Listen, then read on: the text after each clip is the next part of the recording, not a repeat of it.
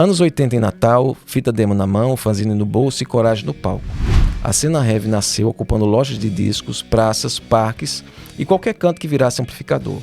Pesquisas sobre o período mostram como a galera headbanger costurou redes, criou selos, articulou shows e inventou um som nascido nas garagens que formou públicos e bandas, um ecossistema inteiro que transformou a cidade em laboratório de som pesado.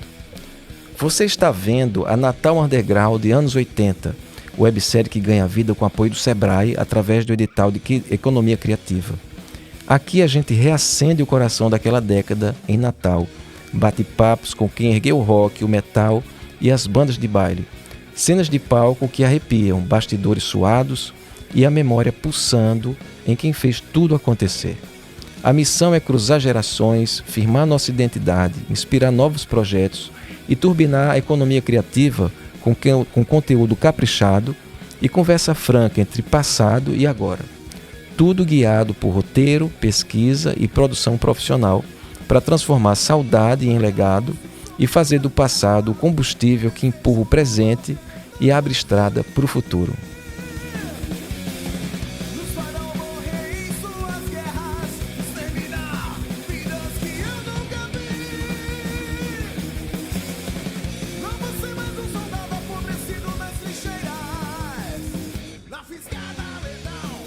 Temos aqui nesse terceiro episódio representante das bandas Deadly Fate, Crosskill e Sodoma. Deadly Fate, metal de resistência com Regina Natalense, começa com Lotus Negra no finzinho dos anos 80 com Lênio, Marcelo, Onofre Neto e Oruan. Todo mundo entre 17 e 22 anos, abrindo show no metal em Natal ao lado do Viper e já soltando temas próprios. Cena autoral com muito suor e fita cassete. Rebatizados através dos anos 90 e 2000, lapidando um heavy metal melódico, gravam 2 faixas no esperado LP Whiplash Attack 1, volume 1 de 1990, lançado pelo selo Whiplash, do nosso querido Luciano, onde os metaleiros todos, não só metaleiros, mas principalmente o pessoal do metal, se reunia ali numa loja pertinho ali da Escola Técnica, né? Reunindo Crosskill, Deadly Fate, Hammeron e Auschwitz. Considerado o primeiro LP de metal produzido no Rio Grande do Norte. O segundo álbum, Secret Land, ganha ciclo de lançamento no final da década de 2000, com show no Galpão 29 na Ribeira. E resenhas destacando produção e ambição de composição, persistência, identidade e uma régua de qualidade que manteve a banda no mapa. Já o Crosskill, ponte sólida entre o heavy metal e o progressivo no Rio Grande do Norte, o LP Escape into Fantasies sai em 91 pelo selo da revista Rock Brigade e vira clássico cult, timbre dos anos 80, arquitetura e letras conceituais. Depois de um hiago longo, a fagulha reacende com o encontro no Festival do Sol. E a banda volta a produzir, lançando o single Divisory Illusions em 2023 e reativando a base de fãs com direito a relançamentos e nova circulação digital, história de obstinação e de som que envelhecem bem. O Sodoma, esses são considerados os pioneiros em Natal, a gênese do metal natalense com narrativa de cinema. A demo Prisioneiros do Absurdo, em 87, nasce em estúdio caseiro improvisado, gravado com então o jovem técnico Franklin Novaes, com a fita na mochila, Paulão Viana, e é do heavy batem no eixo Rio para apresentar o som potiguar, colhendo resenhas e entrevistas. Décadas depois, a obra ressurge em edições e matérias que reconhecem o papel histórico da banda na formação da cena. Prova de que a semente plantada nos anos 80 segue germinando. Recentemente foram convidados pelo selo Diz Irae, né? A pronúncia é em latim, se eu não me engano. Diz Irae. Para relançar a demo de 87 em CD e lançar o segundo disco com composições de Paulão, com nova formação. Aí temos Gio Oliveira no vocal, Hugo Albuquerque guitarra, Damião Paz na bateria, Hilton César no baixo e, claro, Paulão Viana, o mito. Vamos mudar essa palavra, mito não. Não chama de dinossauro. Na guitarra. Vamos fazer aqui nesse comecinho uma pergunta geral que vai servir para as 3 bandas, de forma aí vocês seguem o coração, a intuição, para quem tiver afim mesmo de começar a esse processo. Quando vocês pensam heavy metal em Natal nos anos 80, 90, como era viver como headbanger na prática, né, naquele tempo? visual, escola, família, não era fácil, né? Espaço para tocar e que parte do preconceito era mito. Verdade ou mentira sobre escutar música à noite no cemitério e tirar fotos naquela área proibida no Exército, ali perto do FRN, etc. Era complicado, né? Era complicado assim, a gente era visto como umas pessoas esquisitas, estranhas, né? Todo mundo de preto, aquele calorzão, essas jaquetas aqui. Era terrível, assim. A gente era muito, muito escrachado, né, cara? A galera detonava a gente. Essa era a verdade. Eu acho que o povo achava estranho, né? Achava você estranho. Eu, pelo menos assim, cabelo grande, que eu não tenho mais, ele deu sorte, né, de poder preservar, mas eu cansei de passar em qualquer canto, corta esse cabelo. É, verdade. Corta esse cabelo, né? Por que corta Verdade. o cabelo, né? Eu acho que hoje em dia as coisas estão mais aceitáveis, né? O cara pinta de azul, pinta de roxo, metade careca, metade cabeludo. Mas na época era, corta esse cabelo. Era estranho. Eu nunca senti muito, assim, alguma coisa ruim em relação a isso. Mas a verdade é que a gente não ligava, não. Eu, pelo menos, não ligava pronto, também, não. É isso que eu quis dizer. Eu achava bom, né? A questão de a gente se encontrar na escola, né? Os meninos se encontrando na escola, né? A gente se unia por causa da música, né? Isso era interessante, né? Tudo começou na escola. Essa história de ser estranho, tá? Mas a gente também não é louco, né? A gente sempre fez aquele caminho, né? Escolar hoje, né? Todo mundo aqui tem mestrado, doutorado. Né? E é importante saber que o rock and roll, né? Tem a sua seriedade, lógico. Tem uma coisa que realmente, para quem conheceu e conviveu com o pessoal do heavy metal, né? Esse momento também é muito importante, porque tem a associação imagem e conteúdo, né?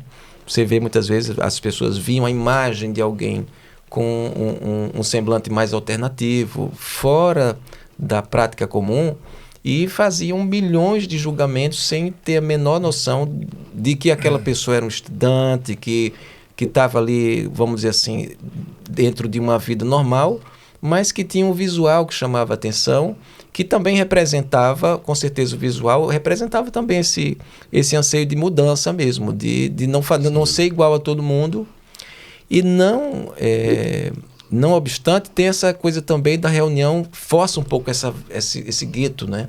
Essa coisa de estar em grupo, né? De você estar...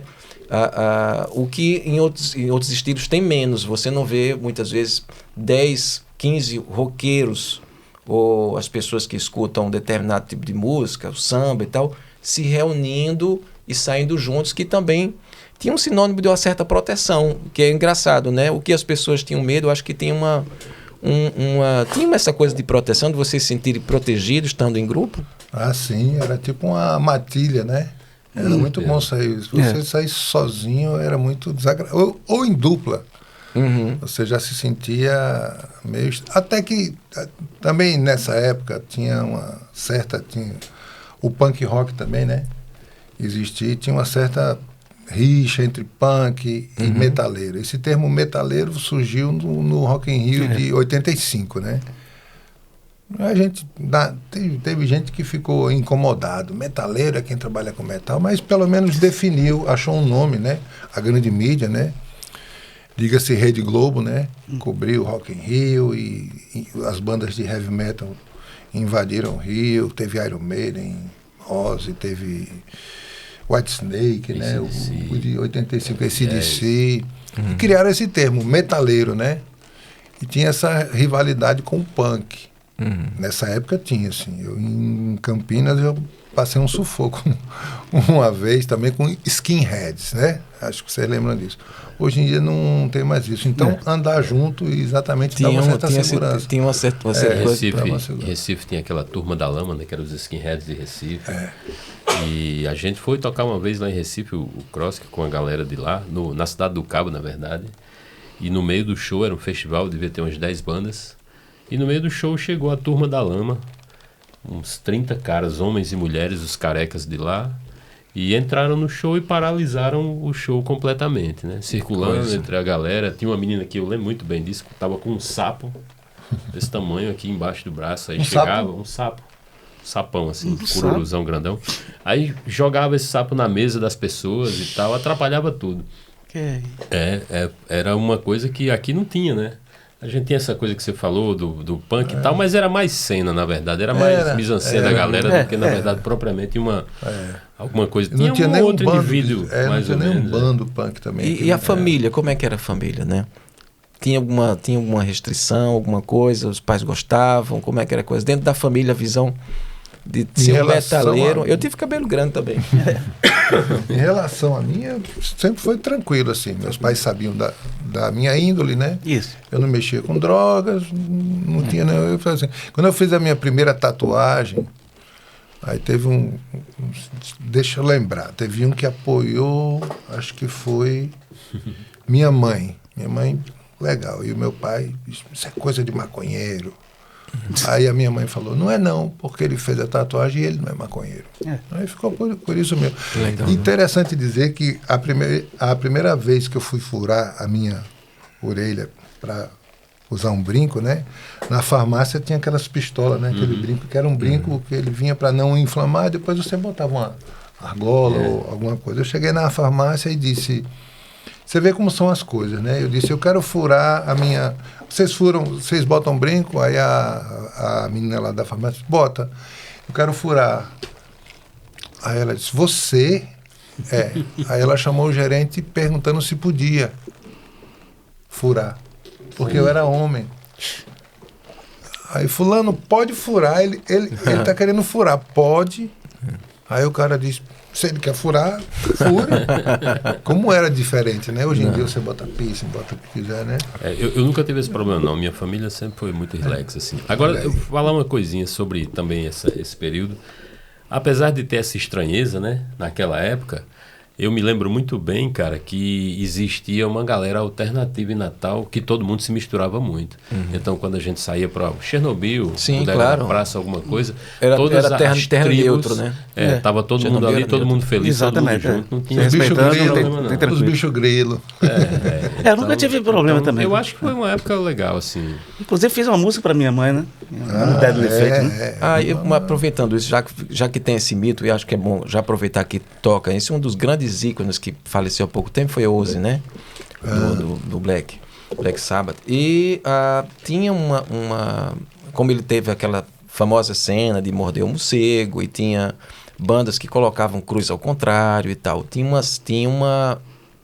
Existia uma certa visão da sociedade de que até mesmo muitas vezes, até por não conhecer o próprio inglês, porque a maioria das músicas eram cantadas em inglês, vendo aquelas imagens do Iron Maiden, né, daquela caveira e tal, de imaginar que as letras, que o sentido daquelas letras sempre levassem a alguma coisa meio obscura do ponto de vista espiritual e tal, muitas vezes sem conhecer.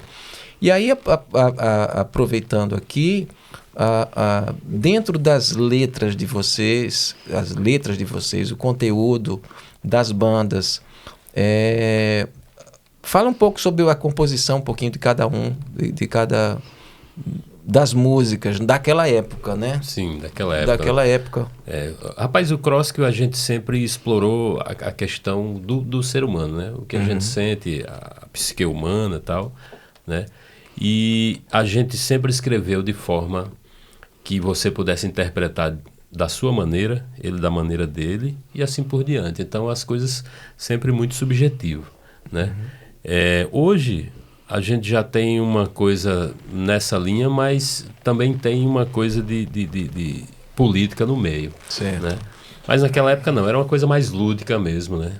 A forma como a gente escrevia, como a gente fazia as coisas. Embora que a gente sempre pensou o Kroskil na coisa conceitual. Então, desde o princípio, a gente sempre criava uma historinha geral para qualquer trabalho que a gente fosse fazer. Foi assim na primeira demo, foi assim no disco, né? Nas demos seguintes. Então, sempre a gente escolhia um tema e trabalhava em cima desse tema. Aqui é o ser humano, no disco Escape into Fantasy. Fala da humanidade, né? Entendeu? Paulão? Assim, eu acho que sim, a maioria do metaleiro, ele não é religioso. Uhum. Não tanto religioso. Alguns se tornam, aí sai dessa parte metal e vai para igreja mesmo. A gente conhece vários, né, que saíram. Então esse negócio de brincar com o Satanás, o demo, para mim, pelo menos algumas pessoas ao meu redor, era mais uma brincadeira. A gente, como você não acredita e você não tem medo, você brinca com isso. É como se fosse um filme de terror, né? Exatamente. Era uma brincadeira, não era adoração. A gente Sim, não levava a sério. Muitas vezes o era Satanás. proposital, né? Pra tirar chocar, uma onda mesmo, Pra pra tirar uma chocar. onda, A palavra é exatamente. essa. Pra chocar, né? Chocar. O cara que era religioso dizia, você está adorando o Satanás, a gente estava brincando. Esse choque não existe só no heavy metal. A gente vê essas performances desses artistas mais pop, né? Que usam esse choque como meio de, vamos dizer assim, de comunicação e até mesmo de provocação, né? Madonna, tem tem a própria Lady Gaga também, tem essa, vamos dizer assim, sabem do poder da mídia também, do poder de comunicação que aquilo tem, mesmo que seja negativo, mas estão falando, né? Qualquer termo polêmico, ele está lucrando. Sobre as letras do Sodoma, a gente já, pelo menos eu escrevia a maioria das músicas, né? Edu também fazia música nessa época. Eu abordava muito história. Então tem uma música como Divina Tormenta, fala dos kamikazes na Segunda Guerra, eu abordo isso aí. Torres do Silêncio, fala da religião dos persas, como é que era, que eles acreditavam no tribunal, Arimã. Os mortos não eram enterrados, eles ficavam numa torre, né? E os abutres vinham, comiam. Então, assim, era muita história. Eu fiz a música Átila, o rei dos Hunos, numa banda anterior. Eu me pegava muito nisso. Anjo de Fogo, eu quis falar um pouco daquela história de Lúcifer, né? O anjo caído e tal, não sei. Sim. E a gente, assim...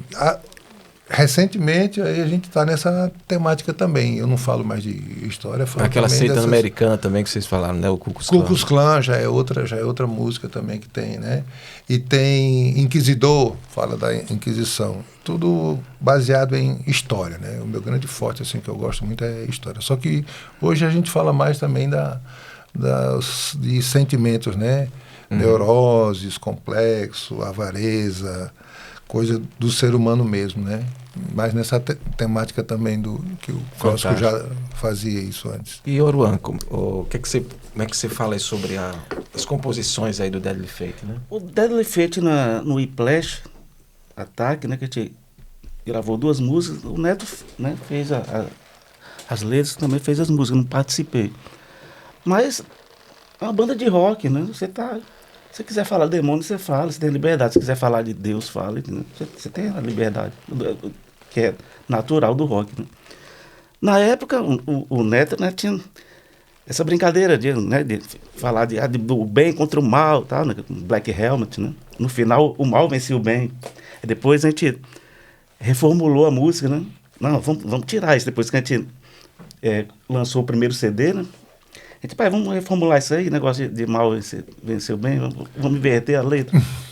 A gente fez isso, mas as minhas músicas, né, são de alta ajuda, né? Tem composição que é pessoal, que eu dediquei à minha mãe, né? Mama Dedication, né? Também fico preso ao estilo, não, né? Eu fiz uma música que é mais para um new age do que heavy metal, né? Que é violão, muito teclado, muito, né? Eu acho que o rock, você tem essa liberdade, né? E é engraçado você falar sobre o rock, né? Quando você fala do Deadly Fate, você já usou algumas vezes essa coisa do rock, mas tinha... porque na época tinha, de fato, essa dificuldade, né? Dessa identificação. Quando a gente escuta hoje os discos, os clássicos, até mesmo a sonoridade da gravação, gente ouvindo o som do Iron Maiden, o som do AC/DC, que se considerava uma coisa de metal, e quando a gente ouve o som hoje, a gente não acha tão pesado, né? Não, até mesmo o som da época, essa categorização, até chegar mesmo os distortions, né? O famoso pedal verde que você tinha, o terror, né? Da Ibanez, né? Que é famoso até hoje, né? Não? Então, essa evolução também da tecnologia fez com que se caracterizasse assim, o metal como algo mais fácil de identificar, de se diferenciar pelo rock, porque antes não, todo mundo usava distorção do amplificador ou então um pedal, um pedal de distorção mais convencional, né? Isso. Agora você está falando essa coisa da temática, letras e tudo mais. Uma característica que a gente sempre teve desde o princípio com o Crosskill é que a gente fez um pacto de não se prender a ideias pré-concebidas. Então, tipo assim, a gente lançou um trabalho, mas se no próximo trabalho a gente quiser partir para outro caminho, fazer outra coisa, isso era aberto. Inclusive, em 2013, na nossa volta, né, no Festival do Sol, a gente teve um vocalista que era o oposto de tudo que a gente já tinha feito, que era um cara que cantava com uma voz gutural. Sim. Que o Crosskill nunca teve isso. Isso causou uma estranheza em algumas pessoas e tal lá durante o show, né? Mas, assim, é essa coisa. A gente nunca se preocupou com isso. Tipo, o que apareceu, o que tiver vontade de fazer, a gente vai fazer. É claro que a gente, como músico, todo mundo desenvolve uma personalidade e você não foge da sua personalidade, né? Você pode enriquecer, botar um monte de elementos, mas você tem a sua personalidade ali. Aproveitando isso, eu vou deixar esse começo maior, porque está interessante mesmo, esse bate-papo fugir do script, né? Já que a gente está falando de liberdade, né? Fugir um pouco do script, é sobre um aspecto que, por incrível que pareça, tem uma grande similaridade do chorinho com o heavy metal, né? O que é uma certa, e é diferente um pouco do que você diz, uma certa rigidez um pouco, no sentido dessa... E até mesmo pelos fãs, né? Até mesmo pelos fãs. Você vê quem ouve Pink Floyd quer ouvir aquele solo exatamente como ele fez. Se ele não fizer aquele solo, ele é vaiado, né? No heavy metal também tem eu sinto que tem essa coisa do um tradicionalismo, que é engraçado, uma grande contradição para quem vê de fora e acha que são bandas alternativas e tal. Mas se o cara for se apresentar e tocar uma música do Iron Man, por exemplo, que todo mundo conhece, e usar outra introdução, o que é que você visse aí uma pessoa fazendo, Paulão, um show aí em homenagem ao Black Sabbath e fizesse outra introdução para Iron Man? A gente... o cara fica... você quer ouvir aquilo que você já está acostumado mesmo, né? E a gente fala muito em liberdade, né? O cara é livre para fazer na hora de você compor. Mas uma vez que você compor... Tem uma banda como Deep Purple, né? Cada show é um tipo de som. Cada show é um solo, cada show é um arranjo. É uma banda que pode se dizer heavy metal, assim como Led Zeppelin, né? Que você fala, né? É difícil, né? Você considerar essas bandas nessa transição do rock para o rock pesado, né? Talvez até essa nomenclatura, né? Um rock mais pesado, né? São clássicos que são imutáveis mesmo. Não adianta você querer... Mas eu gosto. Eu gosto dessa de outra coisa versão. De você... Eu não... Por exemplo, quando a gente voltou de São Paulo, na época que a gente chegou aqui em 93, voltou... Estava começando o Balibá, né? Aquela época do Balibá. Não sei se vocês sabem, mas o Balibá foi o primeiro bar em Natal que finalmente colocou uma banda para tocar rock and roll, metal, fazer temporada. Em Ponta Negra, né? Em Ponta Negra, fazer temporada, tocar toda semana. Até então, a gente fazia shows esporádicos. A gente tocava, Sodoma vai fazer um show em tal lugar. Podia ser num bar, mas era um show, um evento específico. Como o Carita até comentou essa coisa, você fazia espetáculos específicos. A partir do Balibá, ele abriu as portas para as bandas de rock ou de cover ou de rock autoral, possibilidade de você tocar toda semana. A gente tinha uma banda, o Indigo Blue, eu tinha com Riva, Roosevelt, com Rômulo e Edu Gomes, que a gente começou a tocar lá toda sexta-feira e fazia cover. Aí vem a pergunta que você fez, a coisa. Sim. Eu gosto de você fugir e fazer versões alternativas. A gente fazia esse show lá, sempre versões alternativas. A gente não repetia muitas coisas, não. Fantástico. Mas isso é uma homenagem, né? Você ouve os Beatles, aí você tá no carnaval, aí tem lá o Submarino Amarelo, né? Sim, sim. Aí não fica legal aquilo ali? Não, mas eu digo assim, o público é exigente, né? Eu digo assim, o público... Isso é o público é chato. Eu acho que a banda pode ter... é chato. Pontualmente... As bandas, elas podem ter esse conceito de liberdade, mas o público ele espera algo tradicional. Então vamos lá, uma pergunta agora geral, né? Uma pergunta específica para cada uma das bandas. Vamos começar aqui do meu lado, aqui, vamos fazer a ordem. Para o Deadly Fate. Vocês nascem como Lotus Negras em 88, atravessam fases e anos depois entregam Secret Land. O que manteve a chama acesa entre o começo, ou seja, o primeiro e esse segundo álbum? Fidelidade ao heavy metal tradicional ou uma capacidade de se reinventar sem perder a identidade? Eu acredito a capacidade de se reinventar mesmo. Quando a gente gravou as 2 músicas na vinil, acho que foi o primeiro vinil, né? Era 89, né? 88, né? 90. O Whiplash Attack, né? 90. Era 90 já? Foi gravado em 1990. Gravado e lançado em 1990. Pensava que era 89. Aí o estilo, né? A gente era muito rebelde, né? A gente já estava começando, com 17, 16 anos, começando a tocar guitarra, começando a cantar, né? A gente era praticamente uma banda de punk rock, né? Coisa simples, né? O Deadly Fate, que eu estou falando. Mas tinha aquela pegada melódica, né?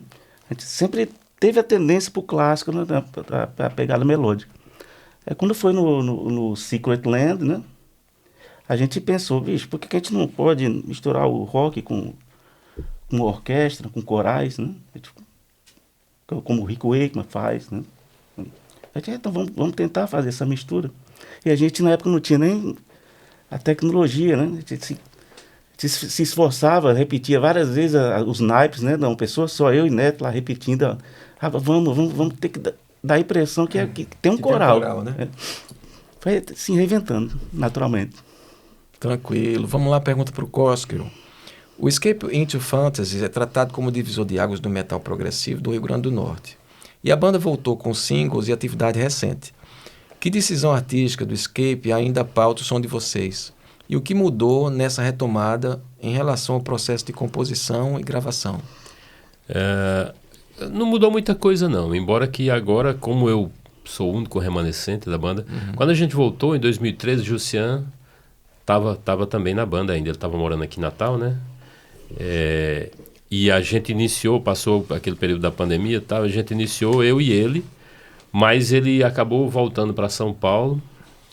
E então vai muito mais pela minha cabeça, até porque eu tive que sair juntando uma galera, né, para formar a banda novamente, e foi de um em um. Então a galera agora que está se familiarizando com o que a gente quer fazer, com o que eu queria fazer, com o que eu gostaria de fazer, e participando mais das composições. Mas basicamente a gente está fazendo um disco novo, na verdade. A gente lançou alguns singles, mas a gente está finalizando um disco novo. Estou produzindo, gravando, mixando.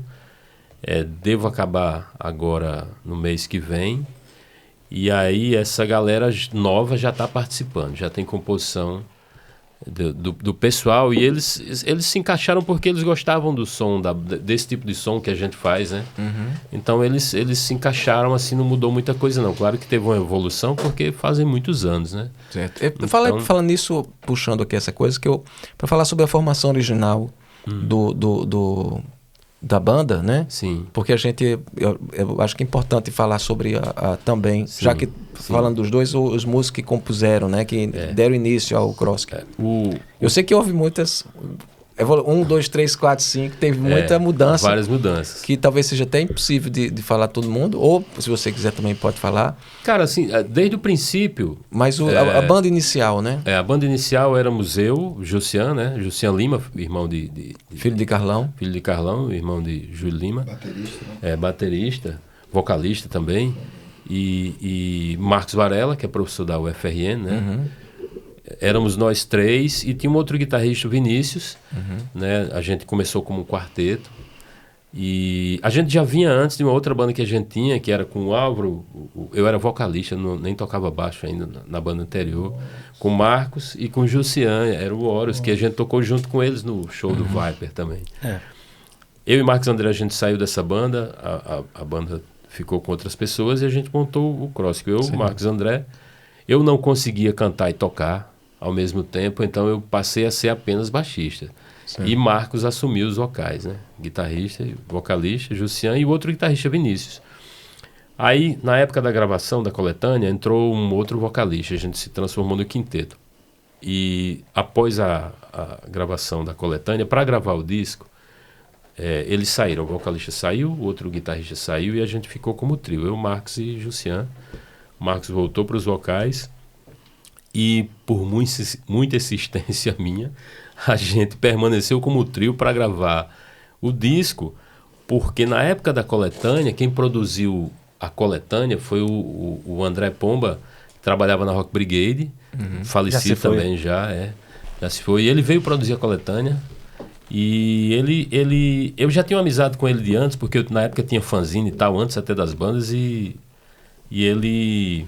Era do Voodoo, né? Ele era da banda Voodoo, que era uma banda conhecida. Ele, inclusive, André Pomba, inclusive, depois, nos anos finais, ele era um DJ bem conhecido daquela balada A Louca que tem lá em São Paulo, né? E ele disse, cara, pra gente que se a gente fizesse um disco, se a gente gravasse um tape, Sim. ele conseguia fazer com que a Rock Brigade lançasse. Aí eu insisti muito e a gente permaneceu como trio e gravamos o disco, essa formação. A partir disso, a gente viajou para São Paulo, ficamos 2 anos lá. Marcos André não quis ficar lá. Sim, mas ele foi, né? Ele foi porque a gente fez 2 shows de lançamento lá. Então ele foi para fazer esses shows. E aí ele voltou.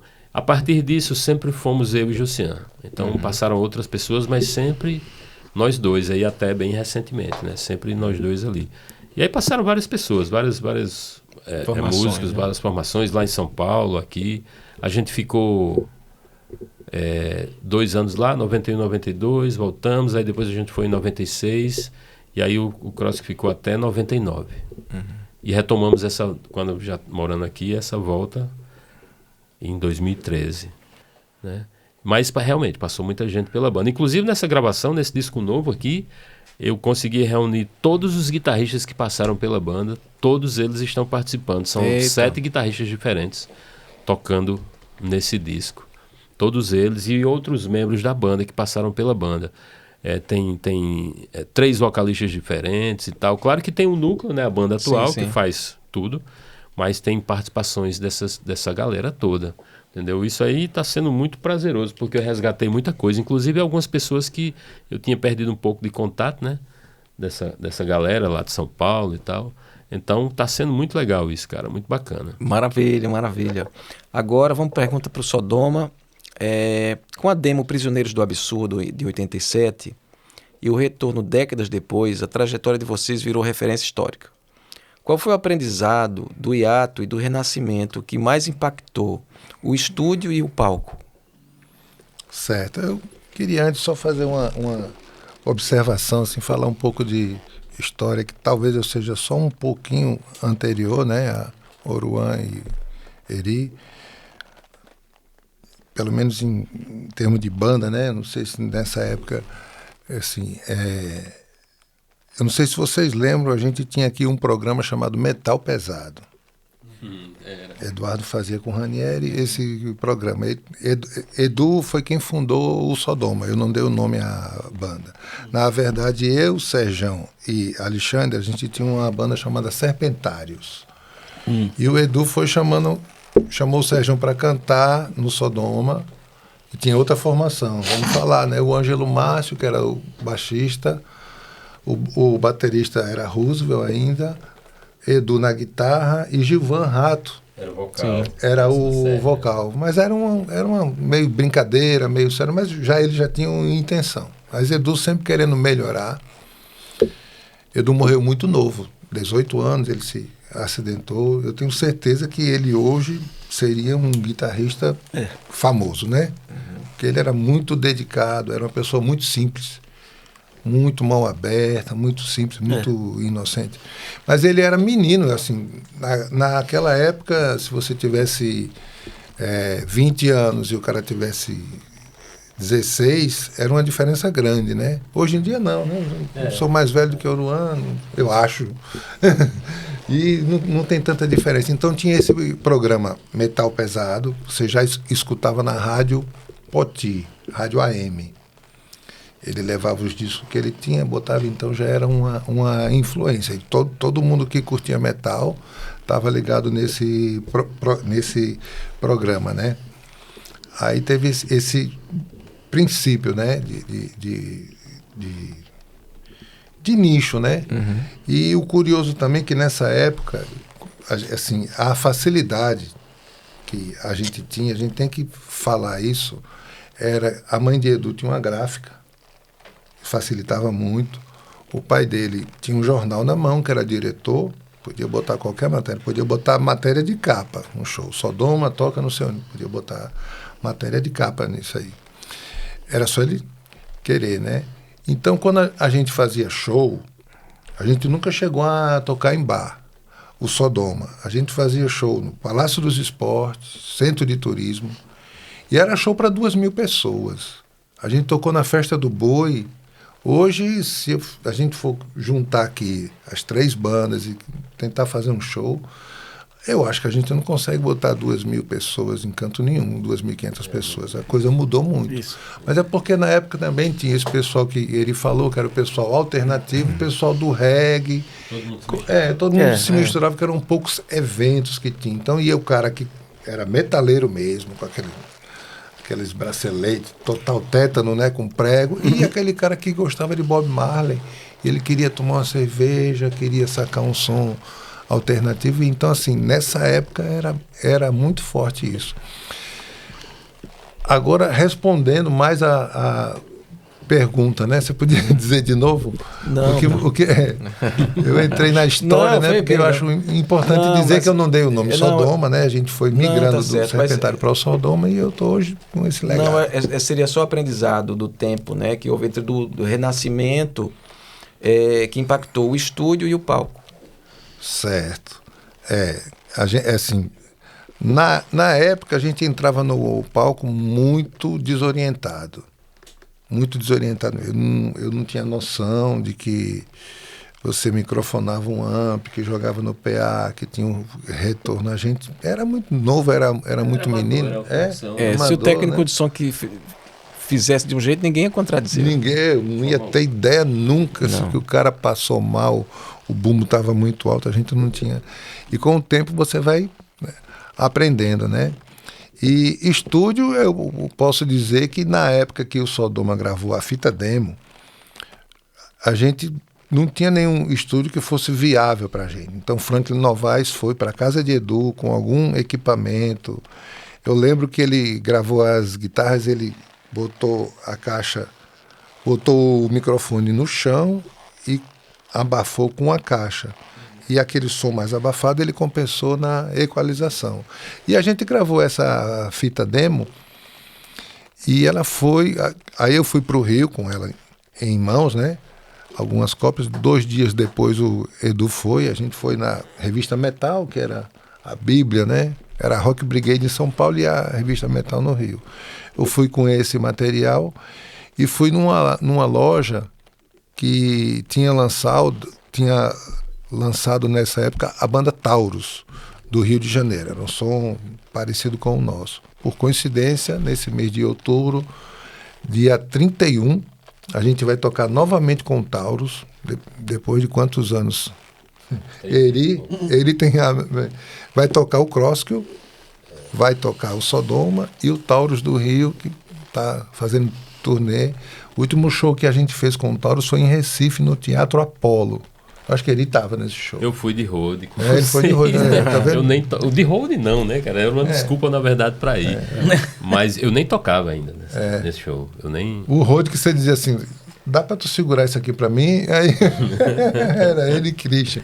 Mas a gente fez esse show lá e o cara ligou para mim, tá querendo fazer assim, depois de 30 e tantos anos.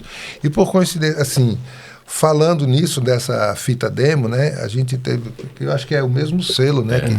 Que está dando uma força, porque hoje em dia você consegue lançar um trabalho seu por um selo que tenha nome, mas você tem que pagar para isso. As coisas mudaram, né? Naquela época você queria que algum dono de selo, de loja, né, olhasse para o seu trabalho e dissesse, eu quero lançar essa banda aí, eu quero investir nela. E o cenário mudou. Sim. Mas o Desirai, o cara ligou para mim depois de 33 anos que eu tive no Rio de Janeiro com a fita demo, a fita cassete. O cara, ele não ligou, ele mandou mensagem pelo WhatsApp. Eu estava pensando que era golpe. Ele disse que tinha muita procura. Eu estou abrindo aqui o disco, que é para mostrar Mostra aqui assim, Paulo. Aqui, nessa altura aqui, assim. Deixa eu abrir direito aqui. Ele ligou para mim dizendo que estava querendo lançar aquela fita demo, que é com essa capa aqui. Capa original Original, que era preto e branco. Ele fez questão de lançar assim. Eu digo, mas assim, tá muito feio. Porque na época não tinha, né? Não tinha recurso, mas ele queria manter. Ele faz esse trabalho. Maravilhoso. Aí depois ele pagou, ele contratou o Alcides Burn, que é um cara que faz capa de bandas conhecida, para ele fazer isso aqui, que eu exigi que ele fizesse um negócio mais moderno. Ele pegou o desenho do meu primo Álvaro, né? Lançou esse aqui, disco duplo. Aí assim, um lado é o show ao vivo do Palácio dos Esportes, no outro lado é a fita demo. E nesse outro CD que tem ao vivo tem uma entrevista que a gente deu na FM Transamérica, no programa Transmetálica, lá no Rio de Janeiro. O meu primo gravou, né, ficou lá, quando Transmetálica, grupo do Nordeste. Que maravilha. Sodoma, ele deu o REC, gravou e mandou essa fita, e eu tenho essa fita aqui. Aí o Ader Júnior entrou em contato dizendo que ele queria lançar e ele pagaria tudo. E ele fez um trabalho bem feito, ó, ele fez com adesivo, um bookzinho aqui com letras e tudo, e ainda lançou um pôster da formação da época. Eita. Né? Aqui o Edu já faleceu e o Alexandre também é falecido. O baterista não toca mais metal, o Serjão não tem condição mais de cantar também, não gosta, acho que está na igreja e ele não canta mais. A minha dificuldade de remontar o Sodoma também foi essa, original, né? Porque dois faleceram, um não toca mais metal e o outro não tem condição de saúde. Eu sou esse aqui. Aí, assim, eu fiquei impressionado pelo interesse do cara, dizer que tinha procura. Mas também vocês acabaram por lançar um segundo álbum, né? Exatamente, porque ele aproveitou a gravação de época, né, da fita. Quer dizer, na época que a gente tocou o Sodoma na Rádio Fluminense, FM, né, a Maldita, né, que é a única rádio que tocava metal, e na Transamérica também, que é esse programa Transmetálica, né? Tocou a música do Sodoma, eles acharam o nível da fita, ouviram lá e disseram, poxa, tá bem gravado, porque na época era, até em termos de Rio de Janeiro também, não era fácil uma banda de metal gravar. E o Ader Júnior, né, do selo de Ezirai, ele quis lançar um segundo Sodoma. Aí eu peguei as músicas que eu tinha já. Na última fase do Sodoma, a gente estava tocando mais música minha, desculpa aí, e uma música de Edu. Aí, para facilitar a termo de gravação, né, a gente lançou um disco só com minhas músicas aqui, né, as músicas que eu fiz nos anos 80. Essa capa foi o nosso guitarrista que fez, o Hugo. Ele também desenha. Então aqui retrata tudo aqui. Tem Ku Klux Klan, tem Senhores do... Esse aqui é o Senhores do Poder, né? O nome da coisa. Aí também lançou com adesivozinho, são bem 9 músicas. O cara faz, aí ele faz com um pôster, que é para poder valorizar, né? Para o cara ter gosto de e ele manda para... Faz tanta diferença, né? Isso faz. O cara capricha com slipcase. Tem essa volta tudo. do vinil que eu espero que realmente essa moda pegue para a gente ver isso relançado um já dia. Pegou. Não, eu digo que na moda já pegou, mas eu digo que isso chegue a se popularizar ainda mais para que a gente possa de novo manusear essa... ele quer lançar o Sodoma em vinil também, né? Técnicas, né? Técnicas sobre... Você quer ver quem gravou. Você não tem isso nas plataformas. Quem foi o engenheiro que gravou? Foi gravado aonde? Quem foi que fez um solo? Você não sabe, só sabe o nome da música. Ficha técnica é legal, é importante. A ficha técnica aqui fala tudo. É legal, é muito massa esse trabalho dele, cara. Que ele recupera toda a história da banda, sabe? Ele fez a mesma coisa com a gente. Ele faz uma série de entrevistas com você, com os membros da banda, não sei o quê. Quer saber dos shows. Vai captando você vê como essas informações. Uma pessoa faz a diferença, né? Às vezes essa questão do propósito, né? Uma pessoa tem uma ideia, senão eu vou fazer isso daqui, é muito importante. E você não gasta, né? Você não gasta assim. Seria difícil a gente pagar estúdio, né? Para estar gravando, para estar fazendo uma capa nessa qualidade, tudinho, né? E o Ader investe nisso. Ele vem até para esse show do Taurus também, vai estar aqui. É um cara que realmente está envolvido com esse negócio do metal. Com essa fita, né? Essa fita demo, que talvez tenha sido a primeira gravação de heavy metal, não sei se eu tinha gravado antes do que o Sodoma, não sei. Aí eu fui para o Rio, aí a gente conheceu o pessoal do Dorsal Atlântica, que é uma banda, conheceu o pessoal do Sepultura, conheceu o pessoal do Overdose, essas bandas dessa época, Taurus também, né? Azul Limão também, principalmente, e o pessoal do Metrallion também, que eu dei a dica também para ele. O Metrallion voltou por conta da volta do Sodoma. Que maravilha. E a gente fez um show, né? Que massa. O Crosskill, esse lançamento do Crosskill também foi Paulão que deu uma dica para ele, que ele queria saber das bandas aqui e tal, e aí ele entrou em contato e a gente fez esse trabalho. Eu falei, porque tem isso, quando eu dei o toque para o Ader, que o Metrallion era uma banda excelente, que tinha tocado aqui, inclusive quem abriu foi o Horus, teve o Sodoma e o Metrallion, né? Isso em 87, eu acho. 87.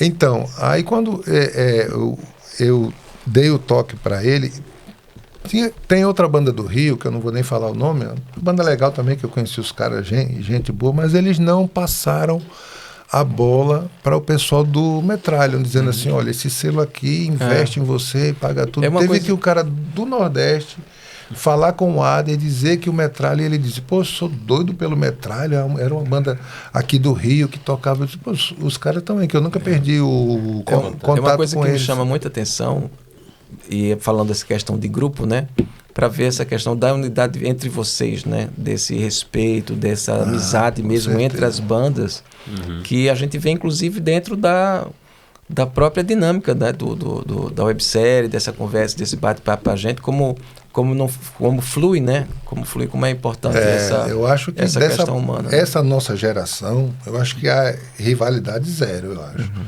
Assim, o Oruan já fez vários shows com o Terrozone, que é uma banda que eu também toco, né?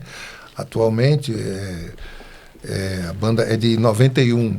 Um pouco depois que eu fui pai, aí dei uma parada, a gente viajava com o Oruan para ele cantar cover do TNT, ele ia com a gente como brother mesmo, e a gente até misturou, Brothers of Metal. E a gente até pegou, Brothers of Metal, a gente pegou duas bandas, o Terrozone e o Deadly Fate, e fez o Deadly Zone, a gente ainda fez 2 shows só com música desse negócio. Aí assim, conheço o Eri também desse tempo todo, ele foi road, ele ia como road e tal, para o show agora do Taurus, ele disse, eu quero tocar nesse show.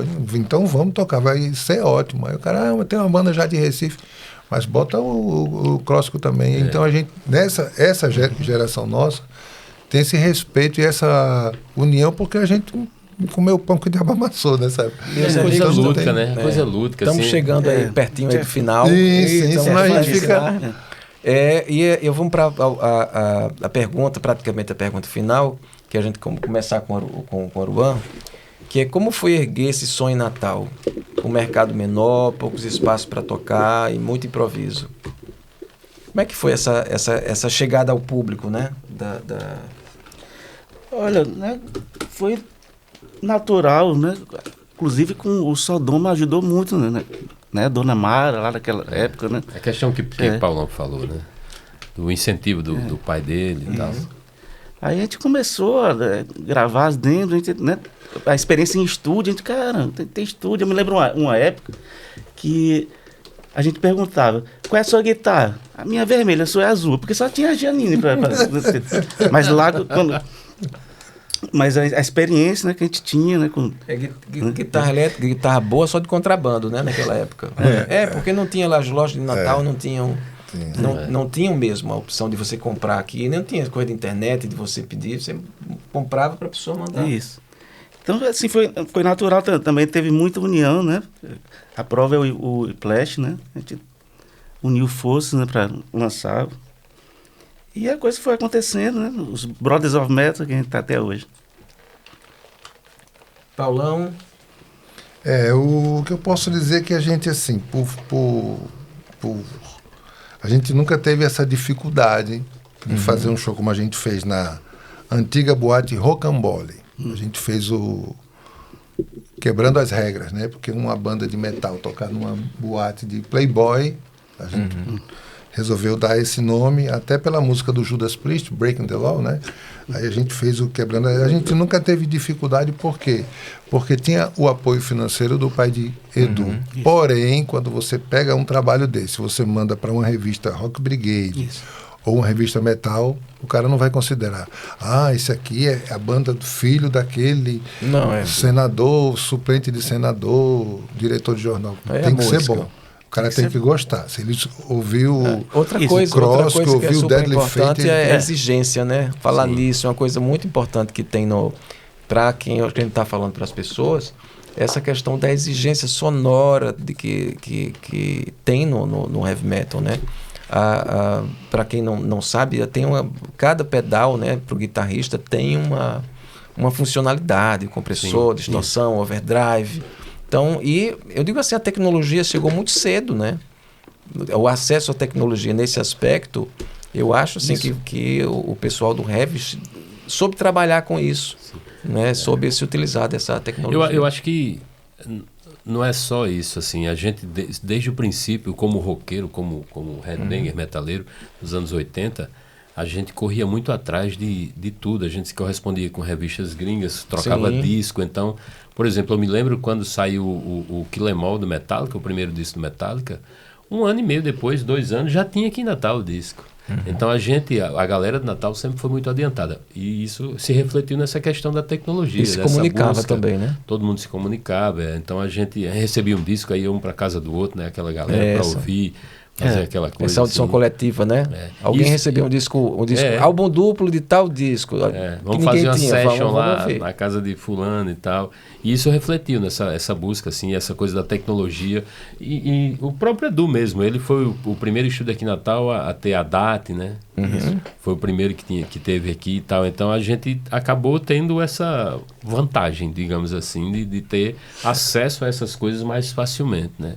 Inclusive você vai se lembrar, o meu segundo baixo da minha vida eu comprei de você. Yamaha azul fretless. Você tocava no... Pagou direitinho? Porque aqui já disseram que eu peguei um pedal. Disseram... Mas, rapaz, aquilo foi no episódio anterior. Foi no episódio anterior. A pessoa lhe viu, foi cobrar. No capítulo anterior. Me cobraram. Me cobraram. Pois é, eu me lembro, você tocava no Don Quixote com esse baixo, né? E eu tinha acabado de voltar de São Paulo, aí eu comprei esse baixo. O primeiro eu comprei de tonel, tonel. Um Giannini, um Jazz Bass preto. Aí depois eu comprei esse de você, substituindo o Giannini. Eu não sei se vocês concordam, assim. Então a gente, por isso que ele também está relatando, Orlando também, a gente não passou muito perrengue em relação a isso, não. Assim. Já tinha um caminho mais ou menos assim. Por exemplo, o Horus, uma banda recém-formada, conseguiu tocar num palco enorme, no centro de turismo, para quantas mil pessoas tinha ali? Naquele show do... Estava cheio. Lotado. Então, assim, não foi aquele negócio de tocar no moquifozinho, barzinho, não sei o que lá. Mas coisa que um tempo depois já ocorreu com o Teozone. Eu vi nessa discussão, eu não me lembro se foi agora ou foi no episódio anterior, que foi evocada essa questão. Tem tantas opções hoje em dia que as pessoas ficam meio perdidas, sem ter meio que seguir, né? Porque se segue todo mundo e não segue nada. Então, eu acho que essa questão dos movimentos que existiam eram muito fortes, porque agrupavam muita gente. Então, quando você tinha aquele show, era um evento importante. Pessoal, vamos para a mensagem final ao público. Então, que mensagem vocês deixam para quem acha que não há espaço para o metal aqui? Fala da estratégia de construir público, registrar material. Eu acho que a gente já falou um pouco sobre isso, mas vamos e como faz para manter a roda girando? Então, como é que vocês poderiam falar para essas novas gerações que estão interessadas no heavy metal, estão querendo fazer heavy metal? Quais são essas dicas para manter essa chama do heavy metal acesa, né? Certo, vamos lá. Persistência, insistência, né? Pesquisar, ouvir muita música, correr atrás e fundamental, né, cara? Tu tem que divulgar teu trabalho.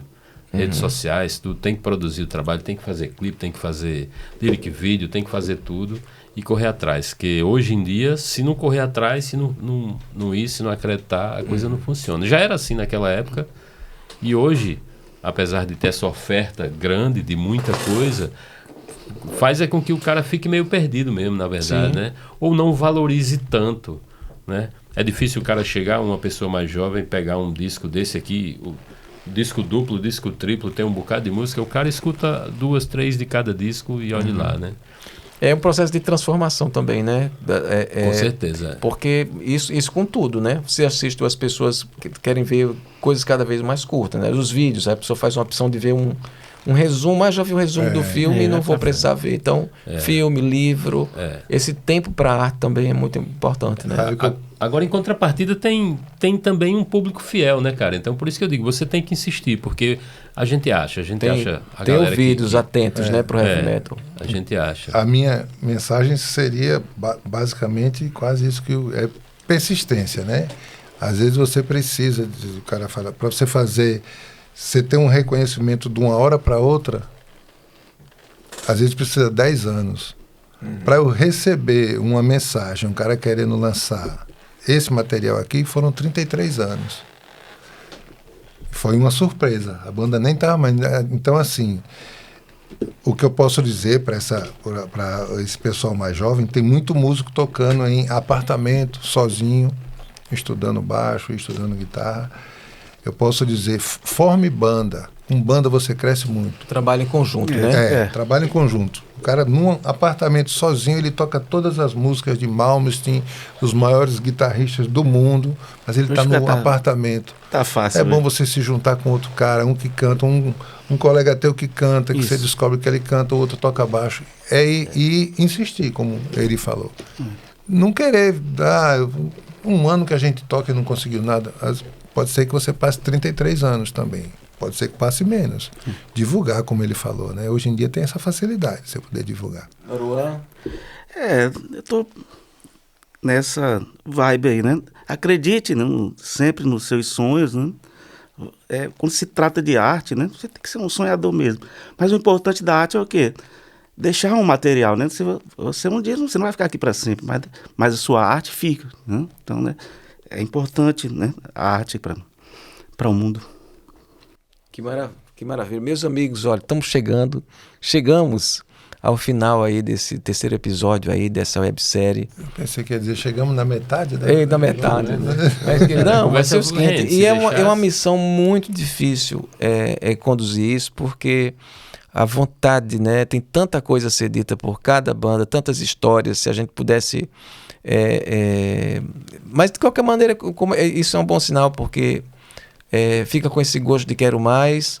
Eu acho que foi um registro importante do ponto de vista da memória, de ter bandas ainda ativas, que estão fazendo heavy metal, que persistiram, não é? Então, vamos dizer assim, podem dar esse exemplo, essa luz para essas bandas que estão começando.